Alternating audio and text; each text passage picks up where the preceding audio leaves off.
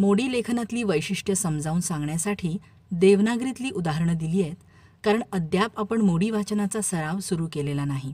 तो सराव सुरू झाला की आपण प्रत्यक्ष मोडी लेखनातली वैशिष्ट्ये सुद्धा पाहणार आहोत. मोडी लिपीचे नियम आणि वैशिष्ट्य. मोडी लिपीची निर्मिती देवनागरी लिपीपासून झाली आहे हे आपण मागल्या पाठामध्ये ऐकलं.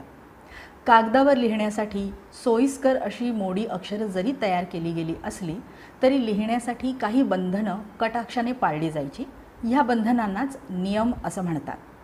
हे नियम आपण थोडक्यात जाणून घेऊया. पहिला नियम आहे शिरोरेघ.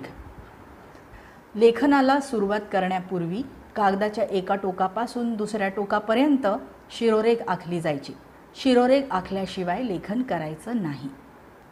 दुसरा नियम दीर्घ वेलांटी. मोडी लिपीमध्ये इकारांत अक्षरांना बहुतांश वेळा दीर्घ वेलांटी दिलेली आहे. या नियमात थोडीफार लवचिकता होते. ती आपल्याला अक्षरांची वळणं बघताना, शब्दांचा सराव करताना पाहता येईलच, पण मूळ नियम असा आहे की अक्षरांना दीर्घ वेलांटी लावायची. मराठी बोलीभाषेमध्ये आपण पहिली वेलांटी, दुसरी वेलांटी असं म्हणतो. त्यातली दुसरी वेलांटी म्हणजेच दीर्घ वेलांटी. तिसरा नियम ऱ्हस्व उकार. मोडीच्या उकारांत अक्षरांना ऱ्हस्व उकार लावलेला आहे. मराठी बोलीभाषेमध्ये आपण ज्याला पहिला उकार, दुसरा उकार म्हणतो, त्यातला पहिला उकार म्हणजेच ऱ्हस्व उकार. ह्या नियमामध्येही लवचिकता आहे आणि ती आपण अक्षरांचा आणि शब्दांचा सराव करताना बघू शकतो. या व्यतिरिक्त मोडी लिपीमध्ये आणखी काय वैशिष्ट्य आहेत? पहिलं वैशिष्ट्य म्हणजे मोडी लिपीमध्ये शब्दतोडीचा अभाव आहे. आपण स्क्रीनवर एक उदाहरण बघूया. समजा हे एक वाक्य आहे आणि ह्याच्यामध्ये जर योग्य ठिकाणी आपण शब्दतोड केली नाही तर स्वच्छ तारा खा असं वाक्य तयार होतं, जे खूप गमतीदार आहे. मुळात आपल्याला काय म्हणायचं आहे? स्वच्छता राखा.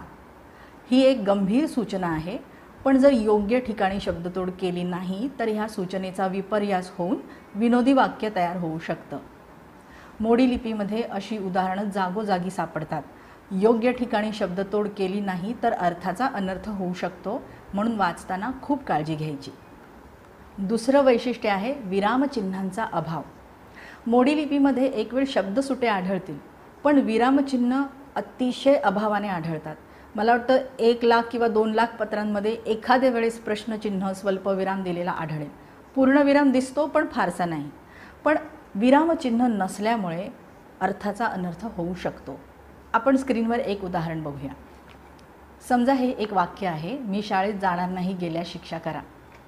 ह्या वाक्यामध्ये जर चुकीच्या ठिकाणी आपण विरामचिन्ह जोडलं तर पुन्हा अर्थाचा अनर्थ होतोय. मी शाळेत जाणार नाही, गेल्यास शिक्षा करा. हे विनोदी वाक्य तयार होतं. मुळात आपल्याला काय म्हणायचं आहे? मी शाळेत जाणार नाही, गेल्यास शिक्षा करा. मोडी वाचताना, मोडीच्या मजकुराचं लिप्यंतर करताना आपल्याला ह्या गोष्टीची काळजी घ्यावी लागते की आपण लिप्यंतर केलं तर योग्य जागी विरामचिन्ह द्यायचं आहे, नाहीतर अर्थाचा अनर्थ होऊ शकतो. पुढचं वैशिष्ट्य आहे अनुस्वार आणि मात्रा ह्यांच्या जागा बदलणे.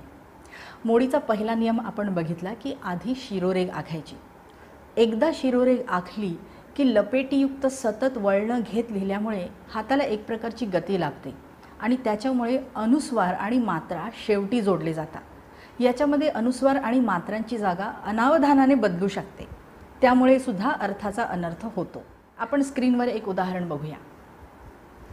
हा जो शब्द लिहिला आहे खात, मला खरं तर लिहायचं आहे खोत, पण मी वेगाने लिहिल्यामुळे मात्रा तवर पडली आणि त्यामुळे खोत हा शब्द खाते असा दिसतोय. मोडीच्या महसुलाच्या दस्तऐवजांमध्ये खोत आणि खाते ह्या दोन्ही शब्दांना खूप खूप खूप महत्त्व आहे. एका मात्रेमुळे जर फरक पडला तर संपूर्ण दस्तऐवजाचा अर्थ बदलू शकतो, म्हणून वाचताना ही काळजीसुद्धा घ्यावी लागते. याच्या पुढचं वैशिष्ट्य आहे अनुस्वार आणि मात्रांचा अभाव. म्हणजे जिथे आवश्यक आहे तिथे अनुस्वार किंवा मात्रा दिलेलीच नाही आहे. आपण स्क्रीनवर एक उदाहरण बघूया. मला शब्द लिहायचा आहे संबंध. पण मी वेगाने लिहित असताना अनावधानाने किंवा अनुस्वार न उमटल्यामुळे हा शब्द सबंध असा दिसतो आहे. संबंध ह्या शब्दाचा अर्थ नाते असा होतो आणि सबंध ह्या शब्दाचा अर्थ पूर्ण असा होतो. आता मोडी लिप्यंतर करताना जर आपण जसंच्या तसं केलं तर ह्या शब्दाचा अर्थ बदलतोय. म्हणजेच अशा वेळेला लिप्यंतर करताना आपल्याला संदर्भाने लिप्यंतर करावं लागतं. ह्यासाठी आपलं मराठी भाषेचं ज्ञान पक्कं असणं खूप गरजेचं आहे. याच्या पुढचं वैशिष्ट्य आहे एकसारख्या दिसणाऱ्या अक्षरांमुळे होणारा अर्थभेद. आपण स्क्रीनवर एक उदाहरण बघूया. ह्या दोन्ही शब्दांमधून रवा आणि खा हे शब्द आपण कसे ओळखायचे?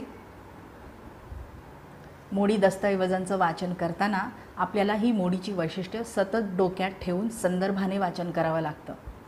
या वैशिष्ट्यांमुळे होणारा अर्थभेद टाळून योग्य आणि निर्दोष असं वाचन करण्यासाठी आपल्याला मराठी भाषेवर पकड असणं अतिशय आवश्यक आहे. मोडीच्या ह्या वैशिष्ट्यांमुळेच तिला गमतीने पिशाच्य लिपी, राक्षस लिपी, भूतलिपी अशा नावांनी ओळखलं जातं. पुढल्या पाठात आपण पाहणार आहोत स्वरचिन्ह जोडण्याची पद्धत.